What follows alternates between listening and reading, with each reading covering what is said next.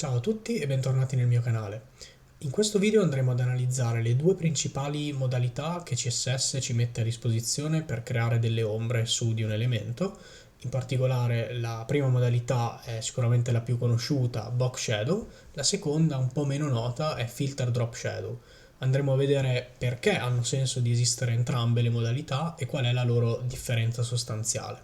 Andiamo direttamente nel codice a scoprirlo.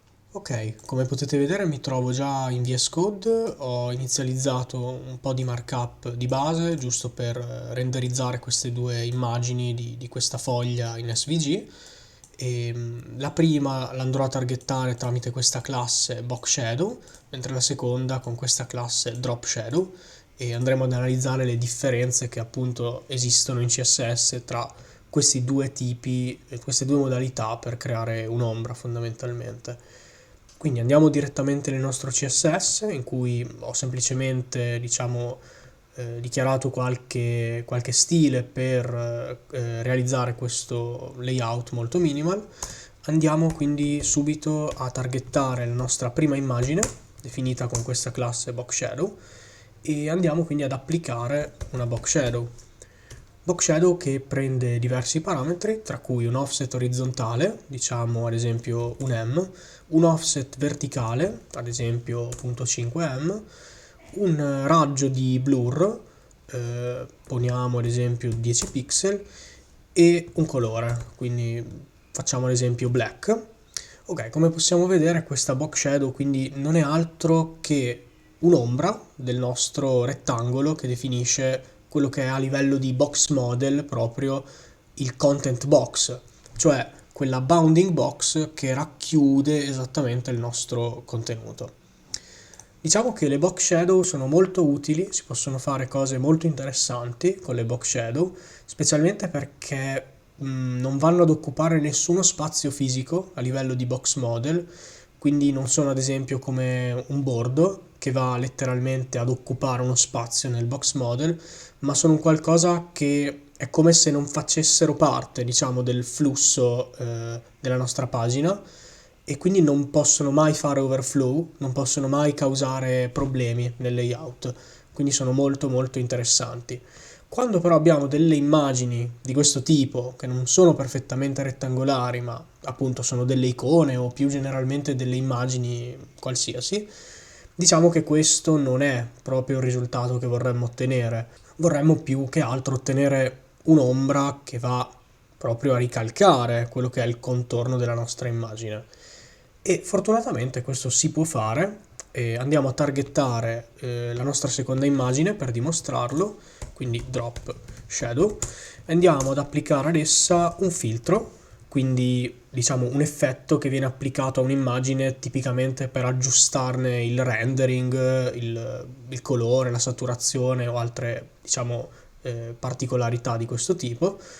E in particolare il filtro che vogliamo andare a targettare si chiama Drop Shadow e i parametri che prende sono pressoché gli stessi, con diciamo una piccola eccezione che andremo a vedere in seguito. Diciamo pure che per il momento li mettiamo esattamente identici, quindi un M, 0.5M, 10 pixel di radius e black come colore. E come possiamo notare abbiamo questo bel effetto di ombra che segue perfettamente quello che è la nostra fogliolina. Per renderlo ancora più ovvio potremmo provare a mettere 0 e 0 come offset e mettiamo ad esempio 3 pixel come blur e vediamo che c'è proprio questo contorno che segue perfettamente la nostra foglia. Come dicevo prima, c'è una piccola eccezione nei parametri che Box Shadow e Drop Shadow possono accettare, nel senso che finora nella Box Shadow non vi ho fatto vedere un parametro opzionale che si può mettere, che si chiama Spread. Lo spread sostanzialmente è un valore che io posso aggiungere e questo va a definire per quanto la mia ombra deve espandersi prima di iniziare a blurrare. Quindi ad esempio 50 pixel, come potete vedere la mia ombra si espande per 50 pixel, magari per renderlo un pochino più ovvio mettiamo anche in questo caso 00.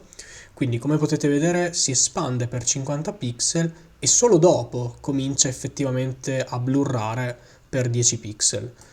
Questa cosa purtroppo non è possibile con un filter drop shadow, nel senso che se io provassi a mettere anche qui 10 pixel come blur e 50 pixel come spread, quello che succede in realtà, come potete vedere, è che l'ombra semplicemente si rompe e non viene applicata.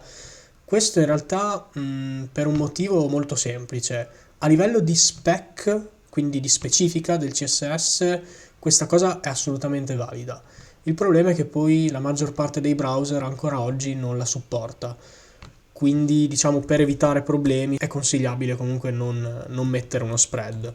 Chiaramente queste due proprietà che vi ho appena mostrato sono applicabili a un qualsiasi elemento HTML, in particolar modo sono applicabili anche per testi, quindi ad esempio qui ho due paragrafi e come potete vedere ho già dato al primo una classe di box shadow e al secondo una classe drop shadow, e il comportamento è un po' quello che ci aspetteremmo. Quindi abbiamo qui questa box shadow che viene applicata sulla content box del mio paragrafo, mentre qui abbiamo la nostra drop shadow che grazie a questo filter drop shadow va proprio a ricalcare quello che è il nostro testo. Ho voluto però inserire anche questo esempio su del testo, perché in realtà per il testo esiste un'ulteriore proprietà, diciamo più specifica, che si chiama text shadow. In questo caso quello che dobbiamo andare a dichiarare su questa classe che ho chiamato appositamente text shadow è questa proprietà text shadow, che anche in questo caso prende gli stessi parametri di una box shadow normale, quindi 0, 0, 10 pixel, black, teniamole per semplicità tutte uguali. Come possiamo vedere il risultato è molto simile a ciò che otterremmo con un filter drop shadow, semplicemente è, diciamo, un'alternativa che è possibile utilizzare solo per i testi, e chiaramente in questo caso non abbiamo accesso a uno spread perché non avrebbe alcun senso definire uno spread su un testo.